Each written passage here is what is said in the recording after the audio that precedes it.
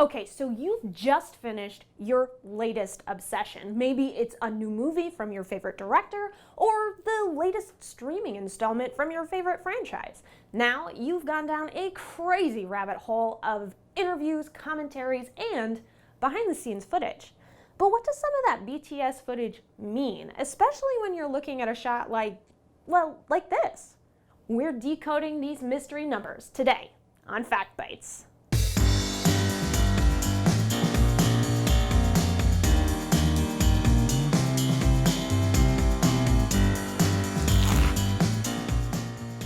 Before we roll cameras, make sure you hit subscribe so you can stay up to date on all of our latest videos. Also, if you like this video, make sure to give us a thumbs up. And don't miss our previous episodes on film crew roles. We'll link to that episode above. Okay, so back to this image here. You've probably seen a shot like this that shows a bunch of info on the director's monitor. All of that information means something for the director and other crew members. They rely on this info in order to record the best footage. Our shot here is from our favorite Fact Bites guest star, Spider Spud's latest action movie. The information on this monitor is being displayed by the camera, in our case, a Sony F5. Now, not every camera puts out the same data, and much of this is configurable by the crew, but there's some key information here that is almost always available. First, there's time code, seen here. This can be generated by the camera, but it's often generated by the sound department. This allows multiple camera angles to be synced. Time code is measured in frames per second. Frames per second is literally how many frames of film go by in 1 second of recording. Or if you think of it in terms of print film, where the term originated, it's how many individual photos of the action were taken in each second. Now, you may be saying to yourself, hang on, print film? What is print film? My phone doesn't have a slot for film stock.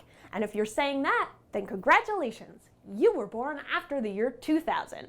Because although there are still some holdouts in Hollywood, the majority of what we see in movie theaters, RIP, is shot on digital cameras. That means footage is recorded on cards and drives, not film stock.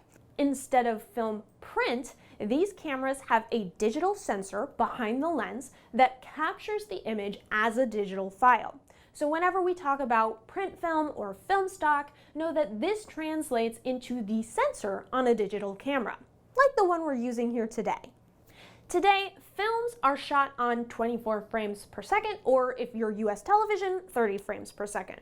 That's 24 pictures per second or 30 pictures per second, respectively.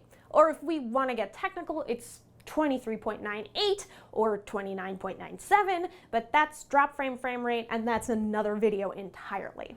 Some video projects utilize 60 frames per second or 180 frames per second, and that's so they can slow it down in editing. The more frames per second, the more action the camera captures, so the easier it is to slow it down in post. All right, back to our behind the scenes shot. The next number on here represents our shutter information. This is another term that originated with film stock and refers to how long the shutter of the camera is left open, exposing the film strip to light. In some cameras, the shutter information is measured in shutter speed, typically a fraction of a second, like 1/48 or 1/60. That means the shutter was open for 1/48th or 1/60th of a second. The smaller or faster the shutter speed, the less light hits the film strip, meaning the film captures a shorter moment in time. This is important because the faster the shutter, the less motion blur your final image will contain. If the shutter is open for a longer period of time, it's capturing more movement in a single image, resulting in a blurrier action sequence. Think of a picture of moving water. In some pictures, you can see the individual ripple and waves in a stream, but in others, those ripples and waves blur together, giving the illusion of movement in the image. Both effects are achieved by selecting the correct shutter speed. Now, in video cameras, like our example shot, the shutter is indicated with a shutter angle, in this case, of 180 degrees. This is because motion picture cameras traditionally used a rotary disc shutter, basically a circle with a pie slice cut out of it that rotated in front of the film print as it moved through the camera. The larger the slice, or bigger the angle, the more light was exposed to the film strip, and the blurrier the motion would become. A shutter angle of 180 degrees is pretty much a standard in the film industry because it leaves the shutter open for exactly half of the time that each frame is being recorded, resulting in the optimal amount of motion blur that appears natural to the human eye. If you are shooting in 24 frames per second, 180 would be a shutter speed of 1/48.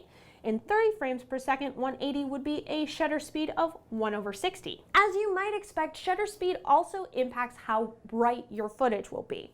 The longer the shutter is open, the more light is captured and the brighter the image. The opposite is also true. The shorter your shutter is open, the less light is captured and the darker your image will be.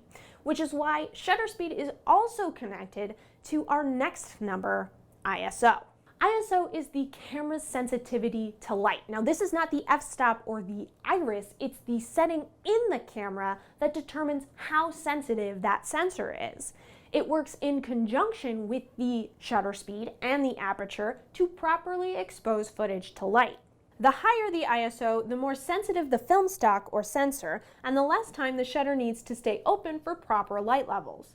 In this example, the ISO is indicated by EI, or exposure index, which is another way of saying sensor sensitivity. I'm guessing someone said the phrase sensor sensitivity and thought, better not. However your ISO is represented, you'll want to make sure that you adjust it in conjunction with your shutter speed and your iris. Generally, the lower the ISO, the cleaner the footage, and the more you raise ISO for low light filming, the more likely your shot is to be grainy or degraded in quality. Okay, now on to some simpler terms. This number here in feet is the focus distance. If you've ever seen a film crew using a measuring tape from the camera to a subject, they're measuring for focus. Many cameras can display the focus distance of the lens. This helps to ensure the lens is focused properly.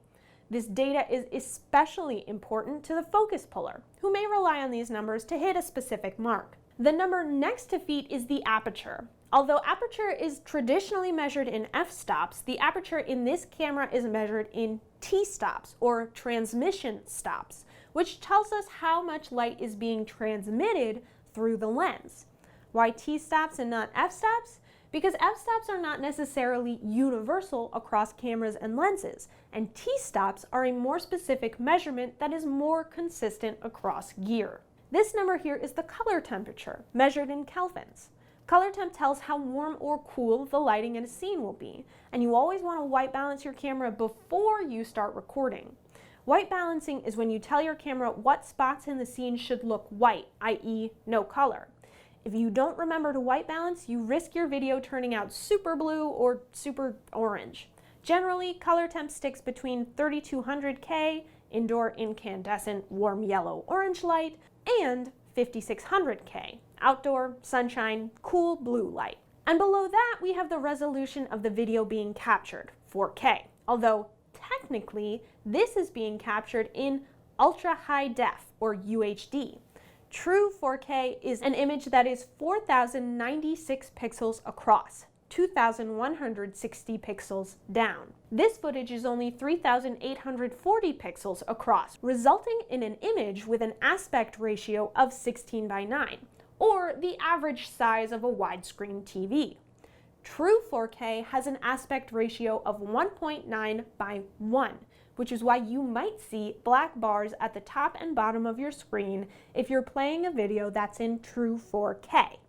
That's right, the 4K TV that you got such a great deal on might not actually be in 4K, which is fine, that's fine. Your picture's still gonna look great, don't worry about it. So the next time you dig deep into a new or upcoming project, you'll know exactly how the filmmakers got their footage to look the way that it does. Well, maybe not exactly, there's still post-production and color grading and special effects, but you'll be pretty close. Got any other behind-the-scenes questions for us? What's the craziest behind-the-scenes shot you've ever seen? Let us know in the comments below. And don't forget to like, subscribe, and hit that bell for notifications. Thanks for watching.